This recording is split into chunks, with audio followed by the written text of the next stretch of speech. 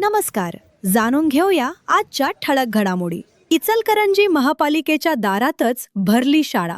शिक्षक आमरण उपोषणावर इचलकरंजी प्रभाग क्रमांक 15 मधील जुना चंदूर रोड बर्गेमळा परिसरातील न्यू विजन हायस्कूल समोरील रस्त्याच्या दुरवस्थेविरोधात आज शिक्षकांनी इचलकरंजी महानगरपालिका कार्यालयासमोर आमरण उपोषण सुरू केले. भुयारी गटाराच्या कामासाठी खोदलेला रस्ता अद्याप दुरुस्त करण्यात आलेला नसल्याने रस्त्यावर पाणी साचत आहे.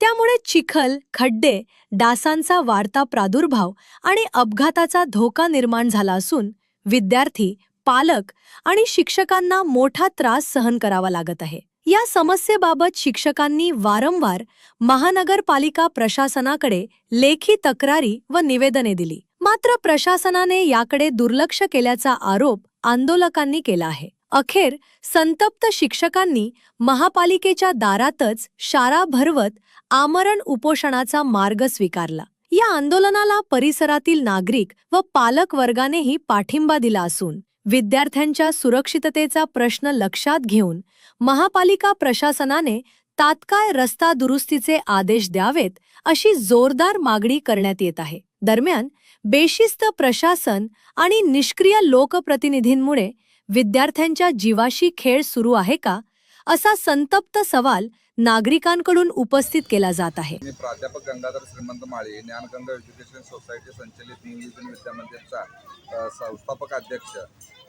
इचलकरंजी महानगरपालिकेच्या गलतान कारभारामुळं भुयारी गटारचं काम शाळेपिशीच अधुरं ठेवून या पावसाळ्यामध्ये तिथं पाणी साचून मुलांच्या जीवितास धोका निर्माण झालेला आहे. 15 दिवसापूर्वी आम्ही कागदी होड्या सोडून अनोख्या पद्धतीनं आंदोलन करून लक्ष वेधण्याचा प्रयत्न केला, तरी महानगरपालिकेनं अजूनही लक्ष दिलं नसल्यामुळं अजून तो रस्ता झालेला नाही आहे आणि ते तात्काळ करावा यासाठी आम्ही पुढील नियोजन करत आहोत. आमरण उपोषणासाठी मी स्वतः पालक व शिक्षक या ठिकाणी उपोषणाला बसलेले आहेत.